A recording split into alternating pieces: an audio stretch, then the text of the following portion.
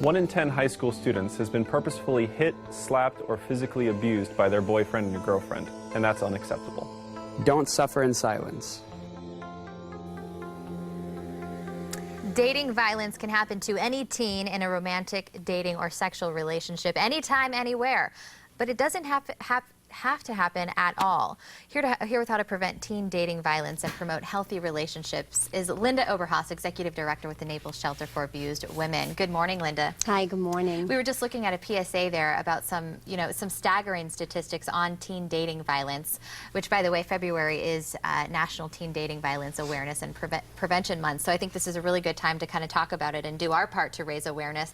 Explain, though, how do you actually define what is teen dating violence? How do you define that? Well, we define that as verbal, physical, sexual abuse of one person toward another. Mm-hmm. And we were talking about what a huge impact this is having on our community. Mm-hmm. And overall, nationwide, it's about, what, 1.5 million teens that are affected by teen dating violence? Yes, that's right. And mm-hmm. With those numbers, 33% of parents are unaware that their children are involved in this, correct? Well, actually, 75% of parents are unaware that their children are in a dating violence relationship. 75%, so that's a huge number. Right, and so the other statistics would be that 33% of these kids never told anyone that they were in a domestic violence relationship. And so what do you think, is that embarrassment? Are they afraid to talk to their parents about it? Well, with teens, it's similar to adults. I think they're ashamed. I think they're scared. In some situations, the violence is normalized. Mm-hmm. And so we just want to reach out to these kids and let them know what a healthy relationship is, and we're doing a lot of work around the prevention programs in the elementary, the middle, and the high schools. Mm-hmm. Which is where this PSA was sent out to all schools in our county, right? Correct. It's the Collier County Public School System, so they've been very proactive in trying to talk to the kids about the fact that we recognize that teen dating violence is happening, and to help kids to understand where they can get help. Mm-hmm.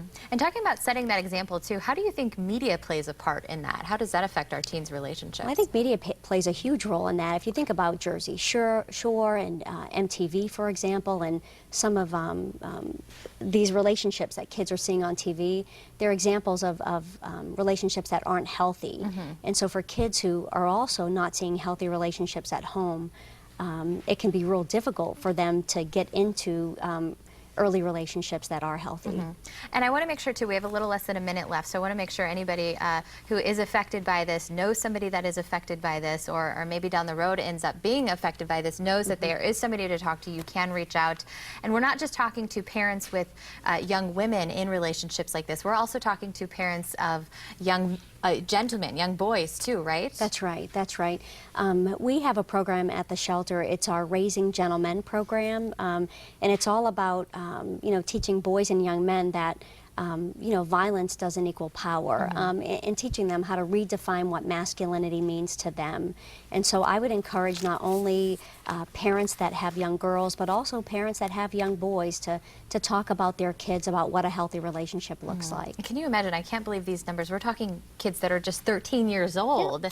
And thinking back to when I was that age, I don't remember things being like this. So I know, like you said, media plays a role, maybe the example you have at home, but we really need to do our part to raise awareness so that we are raising children the right way, and they don't, you don't want your son or daughter to end up in a relationship like this as well. Right. So that's right. Thank you so much for being here. We really appreciate it. And if you'd like to learn more, go to our website, fox4morningblend.com.